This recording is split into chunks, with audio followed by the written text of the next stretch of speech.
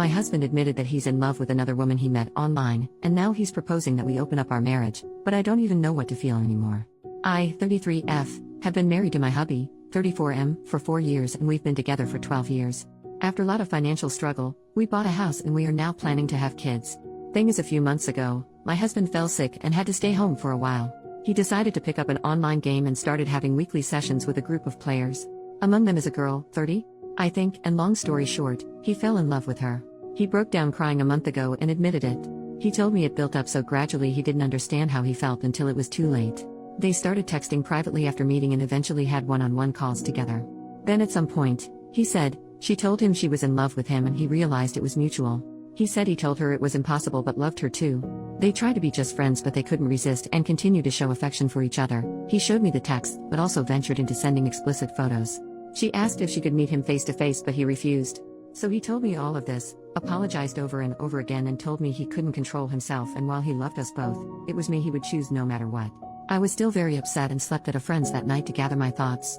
I decided to forgive him because he clearly felt guilt and wanted to work it out. I told him that while I was deeply hurt, I still appreciated him coming forward to me and being honest about what happened. We got into long conversations about how we were feeling in our relationship. I accepted he could love someone else but said I didn't like how he handled it. He agreed. And then yesterday he asked if I was comfortable opening up the marriage to polyamory. He said he still wanted to live with me and have kids but can't erase nor ignore the feelings he has for her. He says he wants to do it right and let us both see other people, with clear boundaries and communication, and still be present for one another. I'm gonna be honest, it made me very uncomfortable at first. We have several friends who are poly, I know more or less how it works. But I never really thought about getting into it myself. I am not against it, it just never crossed my mind before. I'm trying to think it through but it's a lot to take in. Sorry my writing is probably messy but it's kind of hard to focus. I guess it's too early to decide and we have a lot more to discuss beforehand, but still. Could you guys give me your opinions on this? Thanks a lot. First update, 2 weeks later. Hey guys, first off, sorry I didn't reply to all your comments. I'm very thankful for them. They helped me realize hard, but fair, truths about the whole situation. I waited for a bit to think about it all and had multiple long discussions with my husband. I wanted to confront him before making a final decision. To answer some of your questions, the other girl wanted to meet him, but they never did. Partly because my husband refused, but honestly, mostly because she lives too far from here. I still got checked for STDs though, and I'm clean, yay. As for our polyamory friends, they apparently were the ones who suggested him to go down the polyamory road. I stopped talking to them for now, I'll deal with the bigger problem first. I told him his actions hurt me deeply and that while I appreciated him admitting his affair, it was still infidelity. I told him what you guys said, that turning it into polyamory was merely green-lighting the affair after the fact. That polyamory should be built on mutual trust and communication, which he already broke. That I didn't feel respected. It destroyed him. He said he already knew, deep down, but didn't want to admit it, neither to me nor to himself. We both screamed and cried a lot.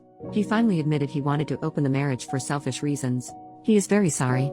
He cut off contact with the other girl, let me fully access his computer and phone, and now wants to go to counseling to repair our relationship and marriage. He is showing me a lot of affection and attention since then, although he admits himself it's sometimes out of guilt, and not just out of pure love. And now I want to make it work too, but, am I? Or is it sunk cost fallacy? I don't know. Our first session is in 2 months, the earliest we could get, and every day I change my mind. Literally yesterday I wanted to leave him, while today I think it's worth giving it a try. Because we've known each other for so long, we understand each other on a very deep level, share a lot of interests, and have already built so much together. He was there for me during hard parts of my life. He took responsibility for his actions and is really trying. Plus, if I leave him, I'd have to start my life nearly from scratch, find a new place to live, go back into dating for the first time in 12 years. I don't want to lose everything. It sounds very hard and scary. Am I not too old for this? But at the same time, that's a form of denial, isn't it? It doesn't matter if those years were good, it's not going to be the same. Even if he gains my trust back, even if I forgive him, I'll never forget. I think he is genuinely remorseful, but isn't it too late for that? I'm too empathetic. Him being present now doesn't erase what was done. Do I want to stay not because I still believe in this relationship, but because don't have the strength to ask for a divorce? Because it's the easy choice, some kind of codependency? I have no idea. I can picture both paths clearly, and it's tearing me apart. I am lost, maybe even more than I was when I wrote my previous post. I've lost sleep and appetite, and I'm not sure I enjoy anything in my life anymore. I booked an appointment with a psychologist, for me alone, to help with this whole thing. I am sorry, at this point, I am rambling. I know I am the only one who can decide what's okay and comfortable for me or not. It's ultimately my choice and my choice only. The emotional hell I am going through just makes thinking about that choice very hard and paralyzing. I'll go to both therapies and try to see what to do from here. I'll try to update, but it's probably going to take a while. I am sorry. I want to thank you again for your support, and I am sending you guys a lot of love. Edit to add, a bit of information I should have mentioned but didn't because putting all of that into writing without omitting something is much harder than I thought. He cut off contact with her because once he told her he was married and wanted us both, she just ran away and broke up with him. There are times since then where my husband starts feeling sad or angry because of what's basically withdrawal. And for that he's smartly sensible enough not to blame me. What kind of marriage did we had before this crisis? It will sound so naive. It's my first and only romantic relationship. We were very close and basically grew as adults together. We could talk about anything and understand each other. We shared the same values and interests. What changed, I think, is that we got into a routine and he got bored. During our argument he said he was addicted to the attention the girl was giving him and that he felt I didn't show him I was in love with him enough anymore. I told him that even if it was true, he should have told me instead of having an affair. On one hand I have my faults too and I could accept this as one of them, on the other I was taking care of him and the house while he was sick. I don't think he believes it, I don't think he means it. But it makes me wonder whether I was actually a good wife for him. Even though I am not responsible for his actions. Thanks again for your support y'all. It's a lot to process but it helps me so much. Second update, 3 months later, a huge amount of things happened since then. I'll quickly summarize, it was a very, very unpleasant ride. So, soon-to-be ex-husband had an emotional affair online and tried to make me green-light it by asking for an open marriage, where we'd be allowed to have side adventures. I refused and his affair partner dumped him. He begged me to try to reconcile with him, to which I agreed while I was actually trying to prepare my exit. We both went to individual therapy, still am. We separated temporarily 3 times, but every time I came back, it went terribly. He was desperate. He kept trying to cross my boundaries, love-bombing me, playing the victim, asking to touch me even though I established I didn't want to, threatening to unalive himself if we were to divorce. I could go on and on. This made me finally realize, along with my therapist's help, a lot of self-reflection in my exchanges on Reddit, that I was in an abusive relationship, which is an important part, actually the most important part, of this update. Please look up definitions and examples of abuse, because I had no idea that what my husband had been doing all these years, even before the affair, counted as such. In his case it was psychological abuse, manipulation, gaslighting, guilt-tripping, blame-shifting, emotional blackmail. Nothing aggressive or mean. Which turned me into a very submissive partner over the years, always catering to his needs while erasing mine. I rationalized everything. It happened subtly and gradually and I was too naive to see it for what it was. His emotional affair and open marriage proposal were the natural continuity of that. Of course, the more I tried to get away from him, the more manipulative he got. Now that I was aware of it, I knew what he was doing, but fighting years of conditioning, even if you recognize it and succeed, is effing exhausting and disarming. So, earlier today, I brought a friend home to assist me. We sat down, the 3 of us, and I told my husband we were over and I handed him the papers. It might sound dumb but it's genuinely one of the hardest things I've ever done in my life. I was terrified. Yet he agreed. He repeatedly asked me if I was sure. He reminded me of the family we were planning to have and of our best memories together. Was it all for nothing? Apparently, yes. He was heartbroken, clearly mad and frustrated. But still he agreed. He signed them and went back to his parents for now. We still have to go through the whole procedure, separate our assets, decide what to do with the house and all. And he still wants us to go to marriage counseling. But right now, I feel free, for the first time in months. The last hours have been a mix of tears, celebration and godly, restful sleep. And I have to thank you guys again, because my first Reddit post was the wake-up call I needed to eventually, finally, get here. Better late than never I guess. Thank you so much. Lot of love to you all. New update, 3 more months later on October 27, 2024, my previous post should have been the final update. I wish. God I wish. But no, of course not. Of course it got worse, again. Screw my life.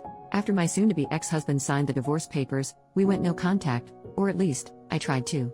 He still sent me text messages, voice messages, and tried to call me multiple times. He even sent me a long letter full of statements such as, "I'm concerned that your mental health is deteriorating. I believe you need antidepressants to help you feel like yourself again," or, "Your trauma is understandable, but it probably makes you want to punish me by making irrational decisions, like divorce," or, "I am afraid you are surrounding yourself with questionable influences that have bad agendas. Please let me help you see it through." He claimed that the crisis was just as hard for him as it was for me. People told me he was escalating and that I should protect myself. I should have listened immediately, but I didn't react soon enough. Then he came to our street. He arrived uninvited and pleaded with me to give him a second chance. He said he wanted to be there for me and for us, insisting that he didn't deserve any of this. I started to feel distressed. He saw that I was unwell and wanted to comfort me, so he hugged me. But I didn't want to be touched. I'm pretty sure I told him no. I think I screamed no multiple times, but my memory is fuzzy. Either I misremember, or I did say no and he ignored it and didn't stop. I know it's just a hug, but it triggered a severe panic attack. He called emergency services, telling them he was worried about me because I wasn't myself. I had to ask the paramedics to make him leave. After that, he told me he was there for me if I needed him, but he thought we needed space. He contacted half our social circle to inform them that I was unwell and needed support: our mutual friends, my colleagues, our neighbors, my physician. People reached out of the blue to ask if I was okay. I became paranoid and unsure of who to trust anymore. Close friends, my therapist, and people here helped me see things more clearly. My lawyer filed a restraining order against him, but unfortunately, it was refused. Not enough concrete evidence of a threat apparently. I want to scream. We submitted a second request, which is currently being reviewed. In the meantime, I've moved into an apartment of my own. He doesn't know where I live. Hell, almost nobody does. I constantly wonder how he reacted when he found out. I'm still paying my half of the mortgage because nothing has been decided regarding our house yet. It's financially very hard for me, but I do feel safer. I am feeling much better, although I remain haunted by constant stress, sleep disorders, nightmares, nervous tics, random bursts of tears, and rushes of anxiety. My physician prescribed me sedatives. They do make it easier. I realize I'm isolating myself more and more. I try to fight it, but I'm really afraid that sensitive information could leak, even accidentally. I've started reaching out to my closest friends again, as much as I can. I'm trying to come back here on Reddit. I keep going to therapy, it's necessary. Because one part of me, the part he cultivated for so long, urges me to stop all of this and to go back to the house, cancel the restraining order, cancel the divorce, call him, apologize, and repair our relationship. It would be insane.